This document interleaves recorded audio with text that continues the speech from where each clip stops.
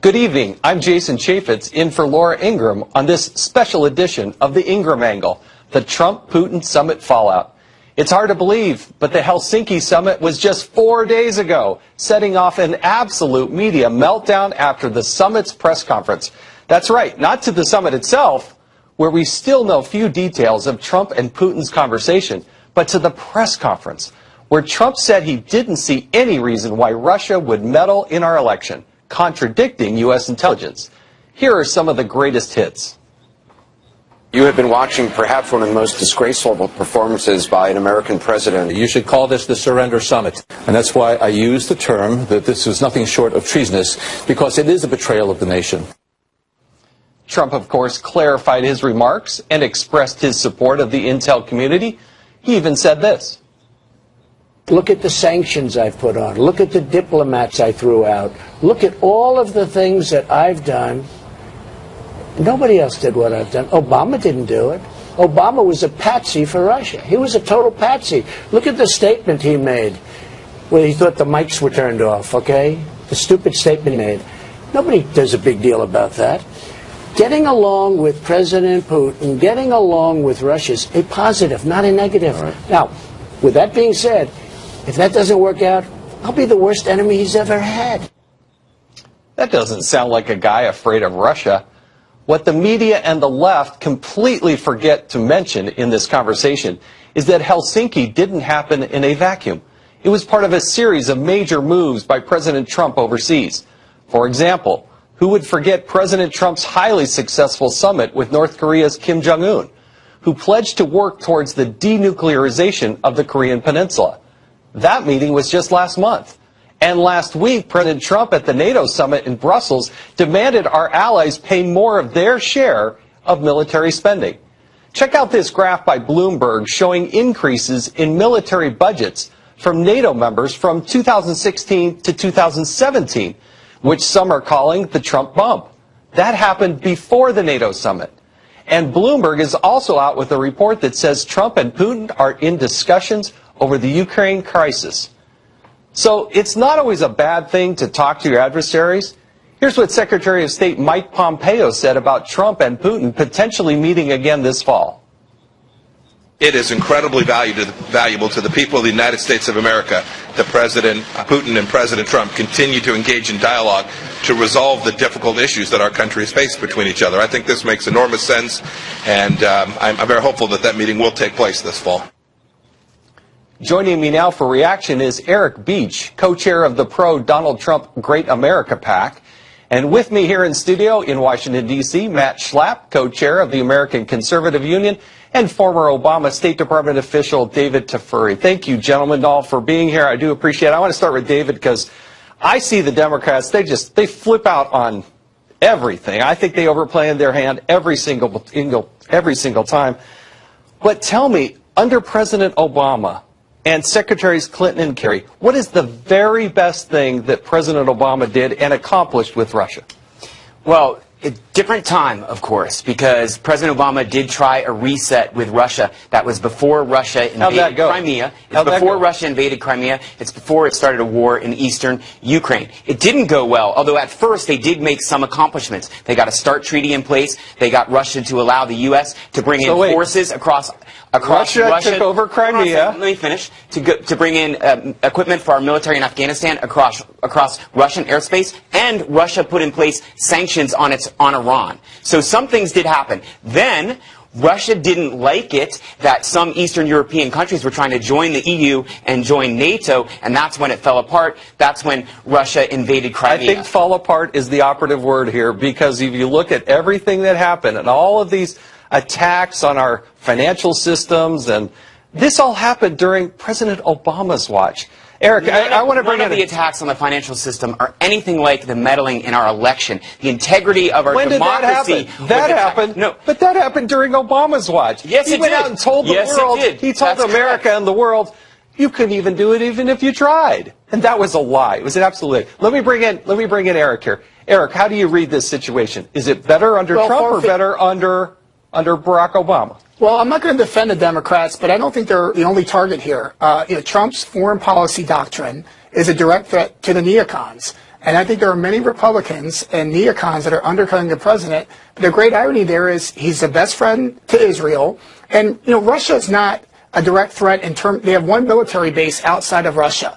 We have mutual interest with Russia, and the president is trying to secure the best deals. What are we going to do to denuclearize North Korea? How are we, according to some reports today, he's working with Israel or endorsing the Israel-Russia plan in Syria. So there's a lot of mutual interest. When we hold 90% of the nuclear power combined with Russia, we've got to have a dialogue, and we need to understand how to make sure that we can make the world a democracy. And Russia's a lot like us in many different ways. And so, I don't think it's just the Democrats that we should target here. I think Trump, when he ran, he had a foreign policy doctrine that was a little bit libertarian, much like Rand Paul, who was also attacked during the campaign. So I think Trump should stick to his guns, open up this dialogue, and continue to do what he's doing. Matt, there was some criticism from the right as well as the left. I think you were part of that. I was. How do you see this now playing out, now that we're at least a few days past that press conference? I just like to take a step back here. It's a little bit silly to make the argument that somehow it would be unwise for a brand new, fresh president of the United States to not deal with the leader of Russia. Okay? We've got to do that. The idea that Trump is somehow soft on Putin just because when they are in each other's company, he tries very hard to be, and in some cases too hard the other day, to be hospitable. Right. But the policy is what matters. And the policy coming out of the Trump administration, as you pointed out, is 2 or 3 times tougher than anything we saw in Obama. If you look at the export controls, if you look at the sanctions, if you look at the number of people being kicked out of the country, if you look at the bombing that the president has done, if you look at every single criteria, the president's policy is tough. What the Democrats have a problem with is some of his words. He realized himself that some of his words. But what's the strategy behind that? If the actions are tough, why are the words so soft? Because there is, I think, a concern that the words are soft on Putin, but they're not soft on anybody else. That's not true. The president has chosen 2 leaders, you notice, that don't have nicknames, okay? The president of China and Vladimir Putin, because he realizes that the relationship is hinged, that it matters what you do with one and the impact on the other. And what the president is going to do, and where he's clearly pointing, is the fact that China is both, from a national security standpoint and an economic standpoint, our biggest adversary on the globe. So all 3 of you are trying to distract from an embarrassing capitulation that happened on Monday. What happened on Monday in Helsinki is the president departed from the vision of every other president, Democrat and Republican, who stood up to authoritarianism and who supported freedom, democracy, and rule of law against Russia. We've had 13 presidents since Castro in the mullahs. Hold on a second. Castro in the mullahs. Let me finish. Okay, but that wasn't. We've had 13, He's right though. He's right though about Castro. 13 presidents since World War II. All of them stood up to Russia when it tried to export its brand of authoritarianism to Eastern Europe, except the 13th, President Trump. 13's an unlucky number. Jimmy Carter didn't sell him grain. That was really tough. That was some really tough. Of course, tough again, stance. let's go back to the 70s because of what had happened on Monday. Let me bring in Eric. Eric, what's your take on this?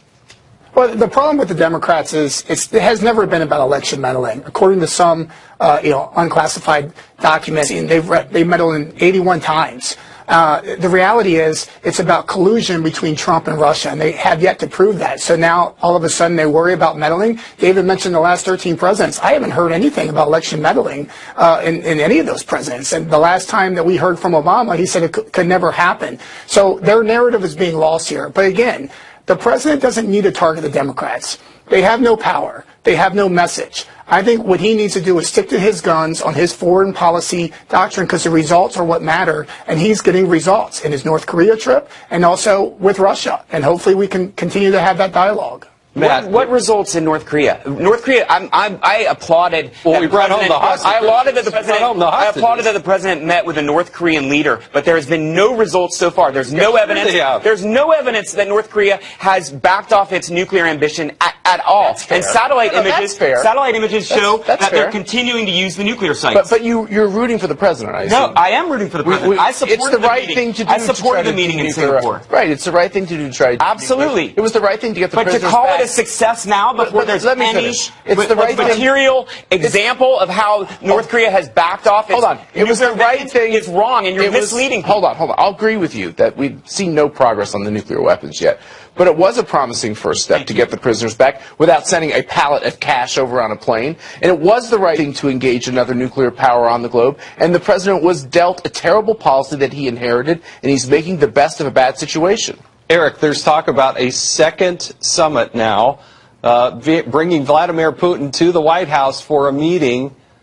Is that a good idea or bad idea for the president to do?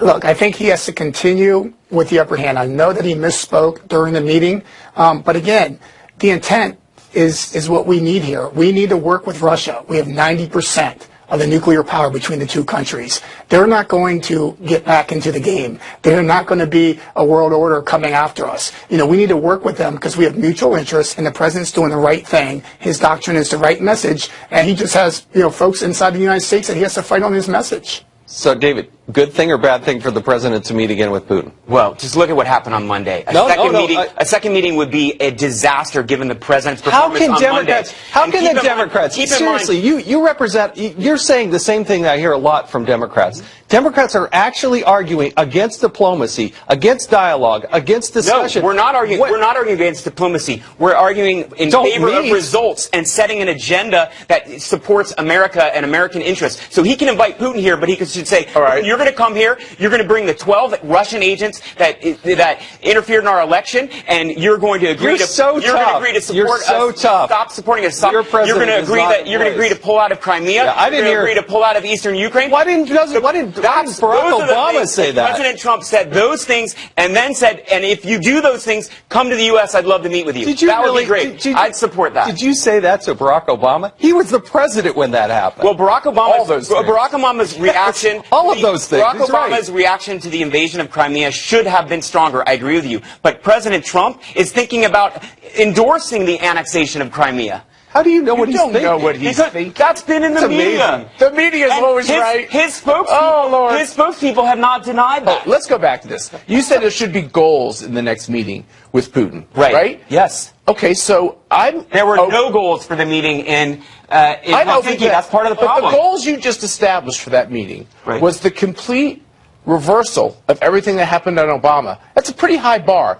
Well, you know what I'd like to see? No. I'd like to see things improve with Russia, and I'd like the president, I'd like Mr. Putin to understand that he can't get away with these things with a President Trump. But a weak, ineffectual Trump meeting with Putin and having Putin get the best of him is not going to improve things. So and that's what happened on Monday, and that's what I fear would happen if Putin comes back here to the U.S. You just fear that Donald Trump's the president and he's actually making progress. That's the problem. Nobody in the foreign policy field thinks he made progress on Monday. Nobody. He made a lot of progress with what's going on with NATO, getting tens of billions of dollars. In fact, I got to segue now to the next topic because I have Mike Turner who's going to talk about this.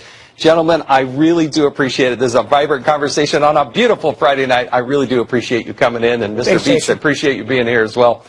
I need to now bring in someone who knows a thing or two about America's role in the world. It's Congressman Mike Turner, a Republican from Ohio, who is also the chairman of the U.S. delegation to the NATO Parliamentary Assembly. I had the honor of serving with Mr. Turner in the Congress, and I thank you, sir, for being here.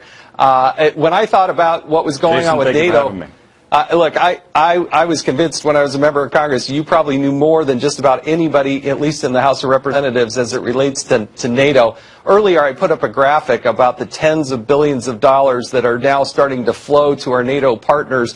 What sort of effect do you think Trump has had, although unconventional, in pushing our NATO partners to pony up and pay their fair share? Absolutely. He's had a huge impact. And this is an important impact because this goes right to not only just our national security, but the national security of the overall alliance. You know, in 2014 at the Wales summit, the NATO allies made a commitment to reach 2%. This is something that they agreed to. It's not being imposed upon them by the United States. But at the same time, they were not reaching this goal. President after president, Secretary of Defense after Secretary of Defense would point this out and would chastise our NATO allies, but no real movement was being made. The president has come in, is holding them accountable, requiring that they come forward with plans to reach the goal. And as you just described, untold amount of money is now flowing into their own militaries, which then are contributed overall to NATO's capability. He's having a huge and very positive impact on the capability and the funding for NATO militaries' goals and objectives. You know what's fascinating to me about this? We're going to show you a quick bit of footage. This is Donald Trump on Oprah Winfrey's program 30 years ago. Listen to what Donald Trump said 30 years ago. What would you do differently, Donald? I'd make our allies, forgetting about the enemies you can't talk to so easily, I'd make our allies pay their fair share. Pretty interesting that he said that. I thought it was actually interesting watching that for about the fifth time. Talking to our enemies, it's not so easy, and I think we kind of demonstrated that. But for him to say pushing our allies to phony up and pay their fair share, I mean, that's something that Donald Trump has done. How does that work in terms of conventional forces, but then also the space race? You've heard the president announce a new push there. Estonia, a NATO ally, is critical in their cyber front. What's the balance there, and how would you like to see that money spent? Well, I think, first off, I think the president articulating even 30 years ago and today that the bill for defending NATO should not be sent to the United States, that the NATO allies should share their burden, is absolutely where the American people are. And I think that needs to be communicated clearly to the allies. Well, Russia itself has an economy somewhere between that of Italy or Spain, not Italy and Spain. Yet they have a military that's capable of threatening all of Europe. What we need to see from our European counterparts are investments in real capabilities. We have forward deployed our forces to help counter some of the aggressiveness of Russia along the border. But they need to look at real capabilities, ground capabilities, air capabilities, so that they can actually deter Russia. And this is a real issue of not just, can you win in a conflict, or, how do we engage in deployments, but how do we avoid conflict? And that avoidance of conflict is investing in deterrence, and that's having a military capable of your adversary looking and saying, I don't want to mess with you, this cost would be too high. But there are a lot of people that are concerned that now that there's $600+ billion and nearly $700 billion going into the military, where other countries, China, Russia, and others, can play at an equal footing with the United States, is in the cyber front. So how do we attack that? Where do we spend that money? And what do we do when we know that Russia is attacking the United States on the cyber front? Right, absolutely. And you are absolutely correct that we do know this. Well, we're doing it on a couple of levels. One, obviously, is trying to work with both industry and with government infrastructure to try to fortify our electronic systems so that where they're not subject to hacking. Working also with our allies so that they're not a backdoor to all of this. But then also, we need to hone our skills, as the president has said, in doing to our adversaries what our adversaries do to us, and making certain that we have an ability to have a presence that also can counter and hold them at bay from hurting us. Yeah, I think this is one of the big questions for our country and for our population. If somebody were to lob missiles at us, you could fire back. But when somebody attacks us electronically, how do you fire back? Congressman Turner, I thank you for joining us tonight, a real expert in this field, and I thank you for being here. Is the Helsinki summit affecting Special Counsel Robert Mueller's probe? We'll have analysis coming up next. It seems the one thing Democrats are happy about with the Helsinki summit is that it keeps the heat off the Mueller probe. A CNN headline today blared, "Trump team worries. Could Helsinki disaster strengthen Mueller's hand?" Speaking of the Mueller probe, there are more allegations of unfair treatment. There are reports that Democratic lobbyist Tony Podesta worked on behalf of a Ukrainian interest without registering under the Foreign Agent Registration Act. Mueller indicted Trump's former campaign manager Paul Manafort over very similar accusations. So are Manafort and Podesta being treated the same by Mueller's team? Not according to Tucker Carlson's reporting last night. We can report exclusively, based on two separate sources we spoke to today, that Tony Podesta has been offered immunity by Robert Mueller to testify against Paul Manafort. In other words, for a near identical crime, Bill and Hillary's friend could skate and emerge completely unscathed, while Paul Manafort may rot in jail. That doesn't seem very fair. Here to discuss is former FBI spokesperson John Iannarelli, retired FBI Special Agent Bobby Chacon, and Democratic strategist Scott Bolden, who's joining me here in the studio, I should say. Bobby, I want to ask you, you being involved and engaged in the FBI, when do you use immunity? And, why is it that we continue to see, if the reporting is true, and I have every reason to believe Tucker Carlson, in the Hillary Clinton probe, they gave out 5 sets of immunity and got nothing for it. And now here we're hearing reports that Tony Podesta is getting immunity. When do you use it? When's it appropriate?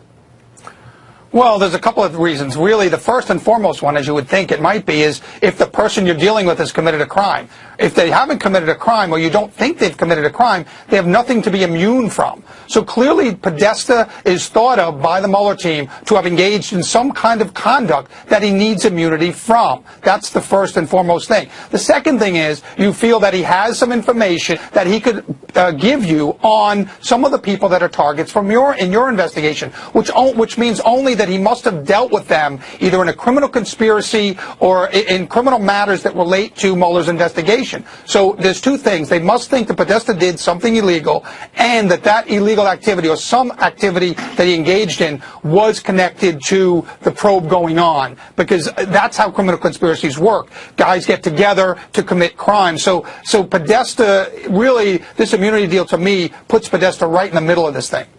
Scott, how do you react to this when we see this report and suddenly they're handing out immunity to yet another Democrat?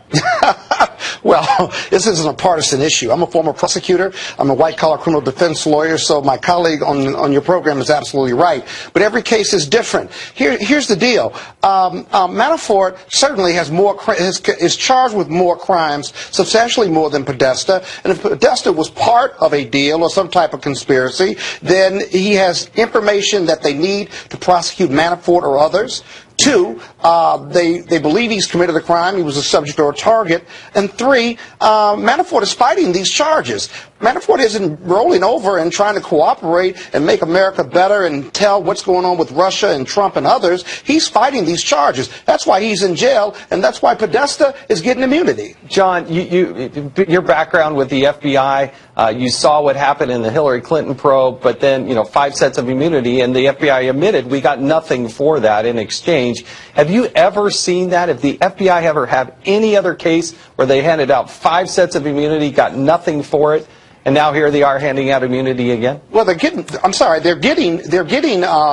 testimony in the prosecution of Manafort. That's something that's super valuable for any prosecutor. Yeah, but John, you had a long career at the FBI. How did you see this?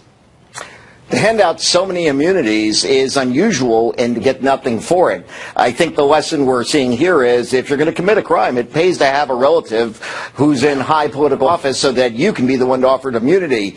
But let's not forget, the reality is that maybe he knows something that the other people being charged don't know. Maybe he can offer more information. They're obviously going to look for getting the biggest bang for their buck. Yeah, and I have a hard time believing that going after Mr. Manafort is the biggest fish. I mean, he was with the Trump campaign for 3 or 4 months, something like that. But we'll see. I mean, Mueller's been given a lot of latitude, but they're trying to equate what happened in Russia with Mr. Putin and this, but there's been no evidence of any collusion. I want to go and talk actually about some of the something else, something that was in a little bit more of the fallout from the Helsinki summit. Former intelligence chiefs are now politicizing their role in going after Trump. And here's what a former acting CIA director said. At what point will there be critical mass of objection to some of the lunacy that's going on here under this president? To state it baldly, the United States was attacked and the president sided with the enemy. And ousted FBI Director James Comey had to throw in his 2 cents, tweeting, quote, "All who believe in this country's values must vote for Democrats this fall. Policy differences don't matter right now. History has its eyes on us." Gentlemen, is this an appropriate thing for the former intel chiefs to jump in here and do this? And I actually want to start with Scott, because I think these things actually play into Donald Trump's hands. Well, what is, and I don't think they play in the hand, but what is your issue with what they've said, your GOP colleagues have said, what Democrats have said, and what we watched? We watched a president that did not denounce Russia. 13 of his government agents were just indicted by Mueller. They have had, we have 17 under the agencies. Trump administration, yes. Okay, and 17 agencies have said that they attack our election system, and our president, GOP president, denies it. And then he gets on a consequential world stage and does nothing about it. It's too strong to say he denies it. He said he misspoke. You know that Donald Trump does not like to go out and correct the world stage. He misspoke. And he went back out there, and he doesn't like to do that. No, he doesn't. But I got to tell you, saying misspoke when you're under that summit should never have taken place. With these indictments and with those 17 agencies, it never should have taken place. Don't talk to anybody. John, I got to bring in John here. Okay. John, you've got a lot of experience as an FBI agent. Is it the right, proper place for these intel chiefs to be able to go out right after and then go start to say and advocate for the Democrats? How does that play? Hey, I'll tell you, I am just happy that Comey's using his personal phone and not a government phone if he's tweeting. But they shouldn't be doing this. The reality is that they understand from those positions a lot of moving parts are going on behind the scenes. Nobody actually knows once you're out of position what the president is doing or his administration, so they actually could be undermining other factors that are taking place. And I will tell you, whether you like Putin, don't like Putin, like Trump, don't like Trump, it never hurts to speak to the other side, because every time you do, you get a little more intelligence. Let me go to Bobby here. Bobby, your experience, an FBI director, former intel chiefs that are out there making these comments, how does that strike you? It's irresponsible, and it actually damages the republic. I would be in favor of certain senior level policy officials being barred from doing this kind of political rhetoric. I mean, we have the Hatch Act, which is enforceable against government employees. But once you leave the government, there should be some enforceable mechanism that these guys cannot go out, these senior policy guys who had access to all this information, and then go on these tweet storms. And pretty much some of them lost their mind in their anger and rhetoric against the current president. And I think that you can't separate that rhetoric from some of the things that they knew and learned with their security clearances in their prior jobs. So I think there has to be some kind of cooling off period where these guys have to keep their mouths shut, go home, and sit on their hands and watch the government function. Because right now, they're interfering with the function of our government as former senior policy executives. They lose their First Amendment, right? That's really what he's saying. Here's the bottom line. No, the Hatch Act is perfectly enforceable under the First Amendment. Former employees, that's from not political true. speech for 27. The Hatch Act was enforceable against me for 27 years. The First Amendment doesn't get enforceable when you're employed or not employed. The First Amendment of the Constitution does not spell out that it can only be enforceable when you're employed or not employed. There are certain conditions to government employment that can be enforced. Let me give Scott a second. Here's the bottom line, though. Yes. Donald Trump drives every narrative in this presidency, right? You want to block people from observing and speaking on what they saw that both sides were highly critical of, right? How about No, I didn't. No, wait a sec. I didn't suggest that they block it. What I'm saying is it plays into Donald Trump's hands, because what he says is, I didn't get a fair shake. These people were conspiring against me. And then you have James Comey months after saying he's got a higher loyalty, saying, don't worry about the policy. Policies don't matter in this country. It doesn't anymore. Just vote for Democrats, which is in his self-interest because he doesn't want a probe of himself. Well, wait a minute now. The GOP is in control, and the GOP left him. He didn't leave the GOP. He's a lifelong Republican. How can you say that? He registered as an independent, but what I'm saying is when he goes out and says vote for Democrats no matter what is his best interest? If the Democrats take over the House, then these probes that Devin Nunes and Trey Gowdy and John Ratcliffe and everybody do, that goes away. And I hope America sees through what he's trying to do. How come it hasn't gone away with GOP control then? You all control everything. So why hasn't it gone away then? Why won't DOJ turn over documents to the GOP House and Senate? That's a whole other. You and I will agree on that. You and I will agree on that. John, I want to give you the last word here. We've got just like 10 seconds. What does the average FBI agent out there, the rank and file, what do they think when they see a person like James Comey go out and say, vote for Democrats?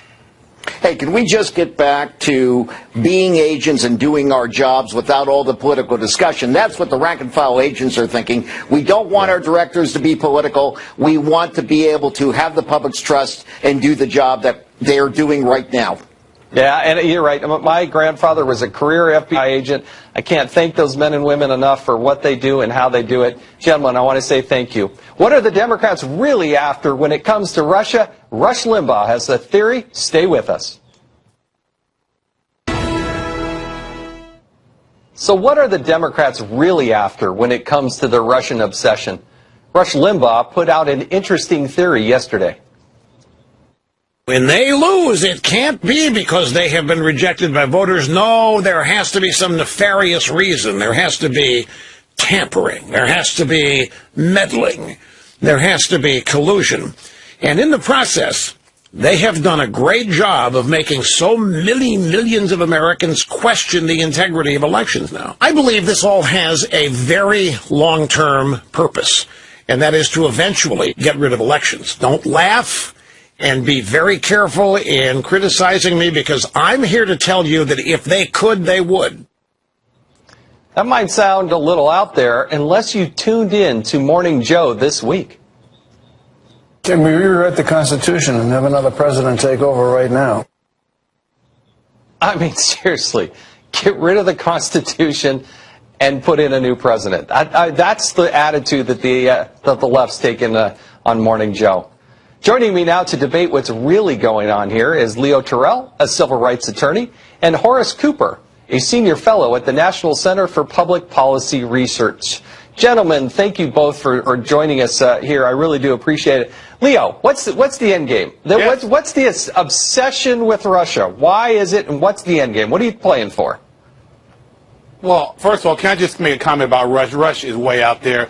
Al Gore, with grace and dignity, accepted the 2000 election. Regarding Russia, Donald Trump he should start inviting Dan Coates to the White House for more dinner, because he's going to throw him under the bus. And your friend Matt, who earlier this week talked about how President Trump threw the intelligence under the bus, Matt got the memo and realized his wife works at the White House. My point is very simple. The Russian meddling is real. Both the Democrats and the Republicans realize that. And finally, your colleague, Trey Gowdy, you know him, Jason, he said the Mueller probe is necessary. Now, Leo, let's just make sure we get our facts straight, because it was Barack Obama weeks before the election said that nobody was doing it, and even if they tried, they couldn't do it. Was that true or not true? Well, see, that's a good move, Jason. I said I mentioned your colleague, Trey Gowdy. You go to the Obama card. Trey Gowdy currently keeps saying that the Mueller probe is legit. You want to talk about Obama? We're not arguing. I want to talk about Trey Gowdy. About that. We're not arguing about that. I'm asking you, was Barack Obama accurate or inaccurate? Would he lie, or was he telling the truth? I can't get into the headset of Barack Obama as far as his motivation. All right, you did answer it. But I can tell you what's going on right now. On that one. I understand that. Let's go to Horace. Okay, great. How do you read this? Look, the left hasn't accepted these elections. They're like, and pardon the expression here, but this is like Jason the 15th, the horror movie, in terms of Hillary Clinton coming up with an excuse after excuse after excuse for why they didn't win, and they haven't accepted this outcome yet. And that is their real problem. They're not concerned about America's national security the way they'd have you believe it. Now, they suddenly have become hawks, though. When I look at the Democrats, these are chicken hawks. These are chicken hawks. Look at what they did over my lifetime. I started working in Washington, D.C., and I watched an organization called the American Security Council. They used to rate the Democrats like Nancy Pelosi, like Dick Durbin, like Chuck Schumer, all the way to the present. What we saw was every chance it came to protect America from Moscow, they were on the other side. They were cutting side deals. Kennedy talking over with the Russian government and their leaders, all the way to the present, after George W. Bush reaches an agreement with Eastern European countries about an anti-ballistic missile program. So, what do they do? Jason, Horace is just, those are talking points. We're talking about, you cannot it's reality. trust history, I think, Putin. But yeah. You cannot trust Putin. I mean, Jason, you know this. Even your own Republican Unless you're waiting for an election, that the Russian memory is real. Extra and more importantly, and let's be honest, Horace, look at the Al Gore footage. He accepted with dignity and class the 2000 election. You got to go back to 2000. Way off. Wait a second. Still hasn't. Throwing away elections. Come on. You make a big point about Al Gore accepting the outcome of the election. I haven't seen any of that from Hillary Clinton. I saw it with grace and dignity from Mitt Romney. I saw it from Al Gore. But what about Hillary Clinton? And why can't the Democrats accept that Donald Trump is the president? The Democrats can accept Donald Trump as the president. He won the Electoral College. Let me say that right now. But, Jason, again, we have a problem. We have Russian meddling in our fundamental process. Elections, voting, and your Republican colleagues say the same things. And again, let's say this. Please, President Trump, may I make one plea? Please, President Trump, don't fire Dan Coates for being honest. Please, he's a good director of national intelligence. He's going to get rid. Please don't do that. Of you. Horace, I want to ask you. Rush Limbaugh made a pretty strong allegation that the end game here is actually that the Democrats want to get rid of elections. You had Mike Barnicle, who's a pretty, respected person, at least he was before last week, who's out there saying, let's get rid of the Constitution or amend the Constitution so that we can instill a new president. When Moscow created out of whole cloth the international peace movement that took over Europe with their funding, where was the left? When Moscow said that it was a farce that the President of the United States, Ronald Reagan, would put up a strategic defense initiative, where were the progressives? They were with Moscow. You come all the way to today, 2017, when we had the President's budget on defense. Where were the progressives? They did not support it. Does he really believe this? Does he believe what he's actually saying? He does. Theodore Roosevelt said, talk softly and carry a big stick. Okay. Because I could have sworn that it was President Kennedy. Hey, Horace, how about Missiles of October? 13 days in October. I suggest you read it and review it. Because the guy in the White House is a guy named JFK. He was a Democrat. But you may not want to know that.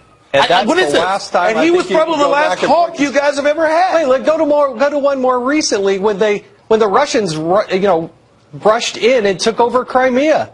I didn't hear the Democrats criticizing Barack Obama. I didn't hear them raising this. And the president misspoke at a press conference, something he recanted and clarified, and y'all are going nuts. That's what's just... No, I'm 60 years. 60 years, the left has been on the wrong side, siding with Moscow against the interests of America. Let Leo have the last word. We got just 10 seconds. Horace and Jason, talk is cheap. Let's see some results. If President Trump is going to have Putin come to the White House, let's see some results in all these so-called disasters created by Obama. Let's see some disaster, because talk is real cheap right now.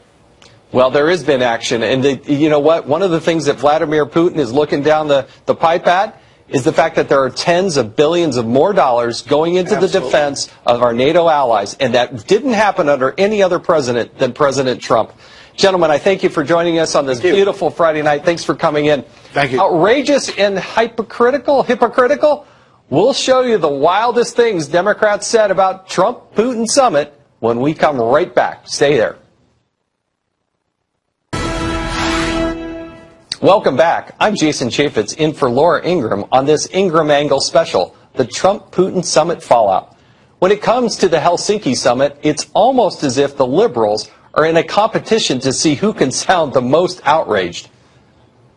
Some people are calling it the appeasement summit. I would say that his performance today will live in infamy as much as the Pearl Harbor attack or Kristallnacht. The entire history of our country, Americans have never seen a president of the United States support an adversary the way President Trump has supported President Putin. I sadly beseech President Trump to apologize to the American people for his disgraceful, dangerous, and damaging behavior with Putin in Helsinki.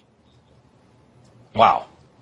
Joining me now for a reaction is Victor Davis Hanson, one of the world's leading historians and senior fellow at the Hoover Institution. I believe you're in Hawaii, so aloha, and thank you for joining us. We appreciate it. Thank you for having me. No, I do appreciate it. Look, you have Democrats on that clip trying to compare something that he said he misspoke about and comparing that to Pearl Harbor, which you're just a few miles from. I mean, how over the top? What's your reaction when you hear that? I'm a little worried because Donald Trump has expelled Russians from the United States. He's beefed up the sanctions. He's armed the Ukrainians. He's warned Putin in very blunt terms about his behavior in Syria. We've killed Russian mercenaries that attacked a U.S. base. He's upped U.S. oil production that Putin didn't like. He's really jawboning NATO to get tough. He's criticized German dependence, increasing dependence on Russian oil, and yet this is a man that has 7,000 nukes. So when he goes out in a press conference and he knows the questions are going to be how willing are you to insult the man next to you that has 7,000 nukes? It's a lose-lose situation, because if he doesn't insult them, then he's colluding, and if he does insult them, he's blown up the summit. So I don't think we want to get into the spiral escalatory situation where we keep trying to push Putin in a corner, especially after we've seen 8 years of the reset process where we didn't do much about Ukraine or Crimea. We dismantled missile defense in Eastern Europe. We had this sort of tell Vladimir to behave and then I'll get reelected and I'll be flexible. We made fun of Mitt Romney. We cut down oil production. We didn't do much about defense. And so it's surreal that it's almost as either we have to overreact because we didn't do much about Putin, and now we have to push Trump into a corner where we're almost at war with a power that, in terms of economic size, is not comparable to China. China's espionage apparatus makes Putin's look pathetic. So it's getting very dangerous. All this is getting dangerous, Jason, because, I mean, rhetorically, we've exhausted the vocabulary of killing Trump. I mean, we decapitate him, we stab him, we ritually shoot him, we burn him up, we blow him up. We've exhausted suing under the Electoral College. We want to abandon it. We've looked at the emoluments clause. We looked at the 25th Amendment. We boycotted the inauguration. We've introduced articles of impeachment. And now we're in this rhetorical that he's Stalin, that he's Hitler, that he's a traitor. What's the next level? Where does this lead? I mean, there's 330 million people out there, and if some people think, well, he's Hitler, I've been told that, then what are you going to do about it? And the next level. Well, he also, I mean, the Democrats also sound, I mean, first of all, they sound very unhinged, but they also sound like they're being hypocritical. President Trump tweeted out a clip of what Hillary Clinton said about Russia when she was Secretary of State back in 2010. Yes. And she told a Russian TV network, let me read this for you. We want very much to have a strong Russia. Okay. We want to have a strong Russia because a strong, competent, prosperous, stable Russia is, we think, in the interests of the world. Now, I didn't hear a single one of those Democrats who are yelling and screaming from a misstatement by the president at a press conference have the same sort of reaction to what Hillary Clinton said, in that she wanted a strong Russia. How did that strike? Yes. And beyond that, Barack Obama, as you've played, has already assured the United States that they're incapable of affecting an election. This is the President of the United States. So what's the font of all this?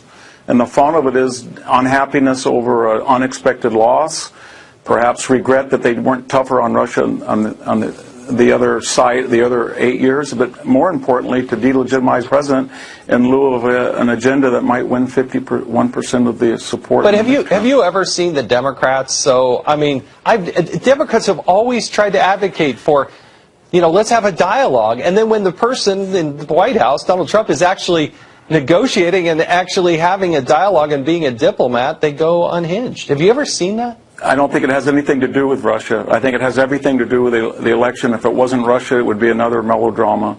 Remember that Reset was formed and birthed in reaction that George W. Bush was too harsh, Obama and Hillary Clinton said, in his reactions to the invasion of Alsatia. So they were going to be magnanimous, and that was going to make Russia like us. Instead, they viewed that outreach as weakness to be exploited. Well, Professor, I could listen to you all day. You've got a great perspective, and we thank you so much for joining us, particularly on this Friday night. If you thought the political reaction to the Helsinki summit was outrageous, just wait until you hear what some of the comedians are saying. The greatest hits when we come right back. Just when you thought the politicians were the ones losing their minds over Helsinki, it turns out that late-night comedians are just as off the rails. Take a look at some of the madness that ensued this week. Helsinki has frozen over. The President of the United States today publicly sided with Russia over our own FBI on the subject of cyber attacks on our election campaign. Is it possible Vladimir Putin brought a hypnotist at meeting instead of a translator? Can someone get Trump a glass of water? Because he's thirsty. It's only a matter of weeks. It's only a matter of weeks before he single white females Putin. Can you imagine what their private meeting was like? I'm worried he let Putin annex one of the 50 states. Here's an electoral map. Pick one of the blue ones. He's extremely strong and powerful.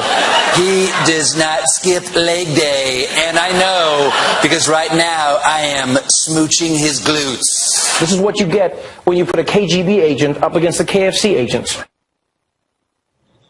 I don't know. I know I'm getting a little bit older here, but I thought they'd be a little bit funnier. They don't seem to be very balanced. I didn't get much of a chuckle out of that. But we're pleased to have with us Jimmy Fallon, comedian and head writer of Kennedy on the Kennedy program on Fox Business. So, Jimmy, wow. Comedians want Trump to fail? I mean, I listen to them and I sit back and I think, where's the Jay Leno stuff? Where's the...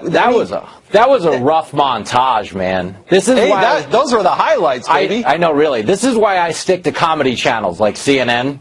At least you can count on them. At least you can count on them for a laugh once in a while. But you know what it is? You can see the bias in what they're saying too. It infringes on their ability to be like objectively funny because the audience kind of knows it's coming.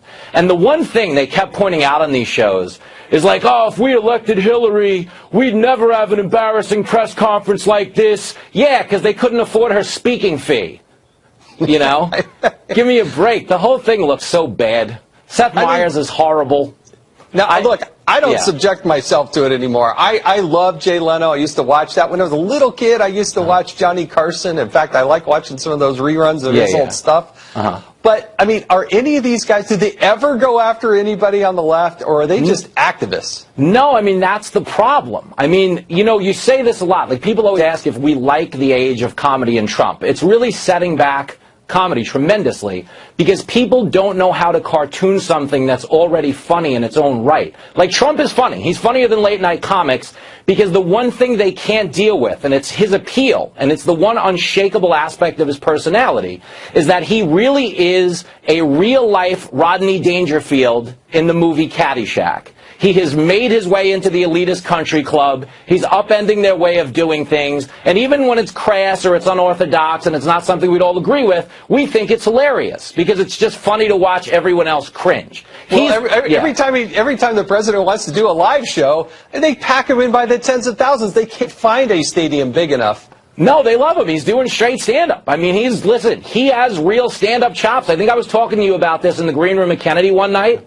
You know, he's doing riffs now. He's getting applause breaks. Like, he's doing real comedy in an age where we don't have a lot of it. So I actually appreciate Trump. And to be honest with you, I know there was a big kerfuffle over the intelligence debate this week. I'm actually pro-hacker because the last time I got my identity stolen, my credit score actually went up a few points. So I'm not against any of the stuff that's going on right now. Well, listen, you do a great job, and if you haven't watched Kennedy over there on Fox Business, it's a good show. It's engaging, and you're a big part of that. It's the best written show on cable news. That's what you keep telling me. Thank you so much. We'll be right back.